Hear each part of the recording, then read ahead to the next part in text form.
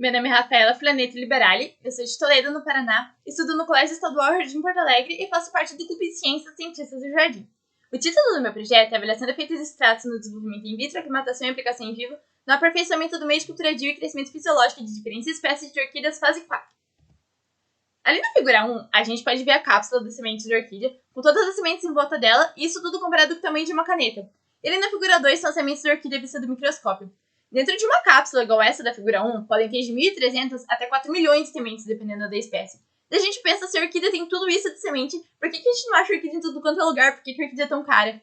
A semente da orquídea não tem nenhum cotiledo nem nenhum endosperma. Isso faz com que ela não consiga germinar sozinha. E na natureza, para a semente conseguir germinar, ela precisa entrar em contato com o fungo micorriza, e o fungo, ele entra no processo de simbiose, com a semente dela consegue germinar e se desenvolver. Mas isso é muito difícil de acontecer. 2 a 3% das sementes germinam de maneira natural. Isso é só germinar, como que ela é muito pequena, qualquer chuva que dá no início do desenvolvimento dela, ela acaba sendo levada pela água, então é realmente muito difícil de ter orquídeas de maneira natural. Muitas espécies elas estão correndo risco de extinção hoje em dia por conta do extrativismo. As pessoas vão até a natureza, elas acabam tirando essas orquídeas e elas não conseguem se desenvolver, não conseguem repovoar essa área que estavam por conta da dificuldade de propagação. 34 espécies estão correndo risco de extinção e algumas já estão extintas, como, por exemplo, a Cattleya valkyriana alba e a Cattleya schilleriana. Isso tudo só no Brasil. O cultivo in vitro ele é extremamente eficaz, porque todas as sementes conseguem se desenvolver por meio do cultivo in vitro, porém, o meio de cultura comercial é extremamente caro. E para projetos que buscam reintroduzir essas orquídeas em áreas que sofreram com o extrativismo, elas acabam se tornando inviáveis. E na nossa escola a gente desenvolveu um meio de cultura alternativo. Ele pode ser até 86% mais barato comparado ao meio de cultura comercial. Quando eu comecei a fazer o projeto de cultivo in vitro, eu vi quanto tempo que as orquídeas estavam demorando para se desenvolver e eu queria achar uma forma de reduzir esse tempo de cultivo. Para uma orquídea germinar até ela ter a primeira floração, pode demorar de 3 a 10 anos, dependendo da espécie. E com isso eu comecei a procurar extratos vegetais, porque eles não acrescentariam nada de custos para um meio de cultura, e além disso não causaria nenhum dano ao meio ambiente, e ele conseguiria reduzir o tempo de cultivo da mesma forma. Durante a fase da aclimatação, que é quando a gente tira essas orquídeas do frasco e coloca ela no ambiente externo para ela se adaptar, muitas orquídeas acabam morrendo, porque como no cultivo in vitro ela está no ambiente totalmente controlado, com umidade controlada, com todos os nutrientes que ela precisa, elas nascem com dificuldades para conseguir nutrientes, elas não conseguem se adaptar muito bem por conta da umidade, porque elas perdem muita umidade muito rápido, e os estômatos eles também nascem com deficiências. Então, nessa fase é muito comum as orquídeas morrerem. E é muito comum utilizar os fertilizantes químicos durante a fase da aclimatação em plantas adultas para conseguir manter essas plantas vivas, para elas conseguirem ter uma aparência boa, para elas florirem. E é muito comum a utilização do NPK. O NPK ele tem compostos nitrogenados que causam danos ao meio ambiente, e além disso ele pode acabar levando à morte do fungo micorriza, que tem um papel essencial na produção da orquídea. Então, realmente, o NPK pode acabar não sendo tão viável como que é utilizado pelos produtores. E, sendo assim, o objetivo do meu projeto é reduzir o tempo de cultivo, não acrescentar nada de custo para o cultivo de orquídeas, isso durante a aclimatação, durante o cultivo in vitro e nas plantas adultas.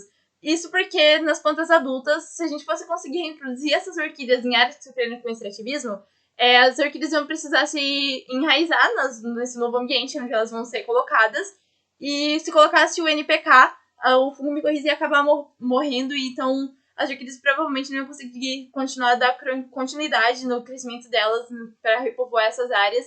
E com isso eu estou utilizando extratos vegetais, porque os extratos vegetais eles não vão acrescentar nada de custo, eles não vão causar nenhum dano ao meio ambiente. E além disso, o meio de cultura que a gente fez na escola, ele usa banana nanica, açúcar, carvão ativado, bokashi e agar. E por conta da banana nanica, como que ela é in natura, não ia ter como conservar esse meio de cultura por um período muito longo. Sendo assim, eu estou utilizando a farinha de banana nanica desidratada, e com isso, com os extratos vegetais desidratados também, a gente consegue formar um meio de cultura em pó, que é só acrescentar água para conseguir ajudar no desenvolvimento, para conseguir produzir ele. Então, realmente fica muito prático da gente conseguir produzir o meio de cultura, e ele fica com um período de armazenamento muito longo. A tiririca é um dos extratos que eu estou utilizando. A tiririca tem o ácido indol-butírico, e o ácido indol-butírico é um hormônio comercial muito utilizado para auxiliar no enraizamento das plantas, e eu estou comparando eles no cultivo in vitro. O sabugueiro, ele tem o ácido salicílico. E o ácido salicílico, ele faz parte de uma nova classe de hormônios vegetais descobertas. E eu resolvi testar ele porque minha avó tinha falado pra mim, não existe nenhum estudo em cima dele falando isso. Eu tô comparando ele com a AS infantil, que é um medicamento de resfriado de crianças que tem o ácido salicílico. E o churão, eu tô comparando com a utilização da naftalina. E a naftalina ela também auxilia, muito utilizada em plantas adultas. e ninguém sabe ao certo do porquê ela é utilizada. E o chorão, ele tem um ácido naftaleno acético, que é feito na naftalina, e esse ácido ele acaba auxiliando no enraizamento. Então eu tô comparando o chorão também com a naftalina. Eu também tô testando o Vitagold e o arroz, que são muito utilizados na cultura popular dentro do cultivo in vitro. Para começar o projeto, eu faço a extração dos tubérculos de tiririca das folhas. Elas são desidratadas em uma estufa de secagem a 70 graus Celsius. Eles são triturados e peneirados para formar um pó. Depois, esses extratos eles são pesados em uma balança de precisão, é acrescentado água destilada e eles são depositados durante 7 dias no escuro, no local sem incidência de luz, para conseguir soltar suas propriedades. Para começar o cultivo in vitro, é feita a fecundação da orquídea. A orquídea demora mais ou menos 9 meses para ter a cápsula, dependendo da espécie. A orquídea Dendrobium lind, então a gente fez a fecundação nela. A gente fez a higienização dos frascos, foram mais de 700 frascos. Para cada tratamento, a gente faz 5 repetições. Então, a gente identifica eles com etiquetas com tratamento, repetição e teste que está sendo realizado. E são inseridos filtros de papel do tamanho da tampa metálica dentro das tampas para conseguir regular a umidade depois dentro do cultivo in vitro. A banana nanica, ela foi desidratada em uma estufa de desidratação de frutas entre 70 e 80 graus Celsius. Depois eles foram triturados e peneirados para formar a farinha. Essa é uma parte dos frascos que foi utilizada. Para começar o preparo do meio de cultura, todos os ingredientes deles são pesados em uma balança de precisão. E ali na figura 11 é esse meio de cultura em pó, que é só acrescentar água para a gente conseguir produzir ele. Depois o meio de cultura é levado ao bico de Bunsen e aquecido até 70 graus Celsius. O Vitagold ele foi o único extrato que não tinha como usar ele no formato desidratado, então ele foi pipetado dentro do meio de cultura. E os demais extratos eles foram usados todos sólidos. O meio de cultura ele era preparado e a gente acrescentava eles com os diferentes testes, com os diferentes extratos vegetais. O pH foi regulado para 5,6 e foi feita a autoclavagem dos frascos a 1,4 atm durante 20 minutos. Para o cultivo in vitro foi feito o teste com o ácido indolbutírico, com a tiririca, com o ácido naftaleno acético, com o ácido salicílico, o sabugueiro, o arroz, o sabugueiro mais chorão, o tiririca mais chorão, tiririca mais sabugueiro e o Vitagold. E também foram comparados com o meio de cultura comercial MS e também com a farinha, com o controle com a farinha de banana desidratada e com a banana in natura. Essas foram as concentrações que eu usei para cada um desses extratos, totalizando 120 tratamentos para o cultivo in vitro. Essas foram as concentrações utilizadas para o teste do Vitagold. Para começar a inserção das sementes, a gente faz a higienização dos frascos no ambiente externo, a gente faz a flambagem deles, a cápsula é inserida em hipoclorito de 12% durante 10 minutos, e depois disso a gente leva ela para a cuba de vidro, que é onde a gente faz a inserção das sementes. Ali, ao invés do fluxo laminar, essa cuba é utilizada porque ela tem uma lâmpada incandescente na parte de cima. Essa lâmpada ela aquece o ar dentro da cuba, a gente higieniza ela bem com hipoclorito 12% e álcool 70%. E como o ar quente não se mistura com o ar frio, a gente consegue diminuir a contaminação dentro da cuba de vidro.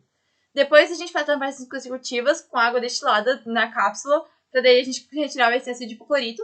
A cápsula é partida e a gente faz a inserção das sementes perto da lâmpada para evitar a contaminação. Depois os frascos são plombados novamente e a gente passa plástico filme ao redor da tampa para evitar a entrada de ar.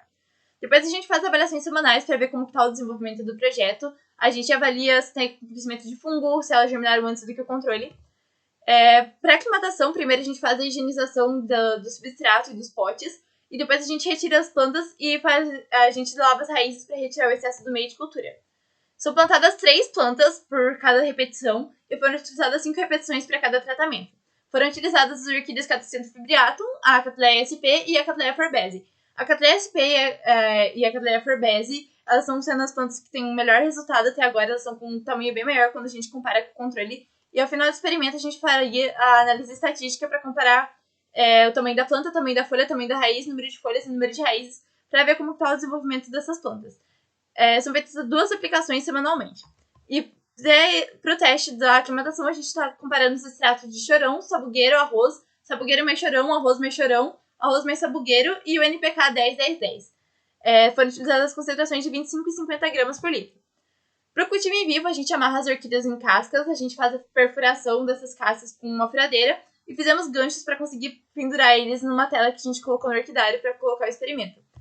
Essas orquídeas elas foram organizadas por tratamentos que foram identificados com placas feitas com postes de sorvete. E essa, na figura 6, é a imagem de uma parte dos tratamentos que está no orquidário da escola. Para o cultivo in vivo, a gente também utilizou as 2 maiores concentrações diluídas em diferentes concentrações para a gente conseguir ver se teria alguma diferença nele, se ele diluído teria o melhor resultado. Ali na figura 8 é uma parte dos extratos que a gente utilizou, um deles no caso. Foram feitas 2 aplicações semanalmente com 5 ml por cada planta.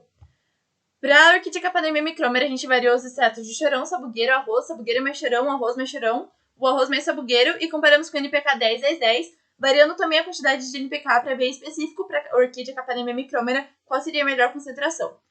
Essas são as orquídeas florindo na época de floração delas. Pro cultivo in vitro, a gente tá tendo um resultado muito legal, porque o Vitagold foi o primeiro teste que a gente fez. Todas as concentrações que tinham no extrato, elas germinaram antes do que o controle. O controle ele acabou germinando um mês depois que a gente tinha feito o experimento que as orquídeas já tinham germinado. E as maiores concentrações, elas começaram a apresentar as folhas antes do que o controle também. Ao final do experimento, a gente vai fazer análise estatística, avaliando o tamanho da planta, tamanho da folha, tamanho da raiz, número de folhas, número de raízes e número de bulbos, com um teste de média de Scott North a 0,05% de significância. E normalmente com os resultados preliminares a gente consegue ter uma base de como vão ser os resultados estatísticos no final do experimento. Então realmente é um resultado muito legal que a gente está tendo. E com isso a gente pode ver que os extratos vegetais eles também estão auxiliando desde os estágios iniciais de desenvolvimento. A aclimatação a gente também vai fazer a análise estatística para comprovar os resultados dela. E ainda assim, nas plantas adultas, a gente consegue observar que a aplicação dos extratos comparados com o controle, algumas plantas elas só estão tendo as raízes delas, novas raízes se formando, enquanto o controle ainda não formou nenhuma. Então a gente consegue observar que realmente está tendo um resultado muito legal. São algumas das referências, as 3 principais referências.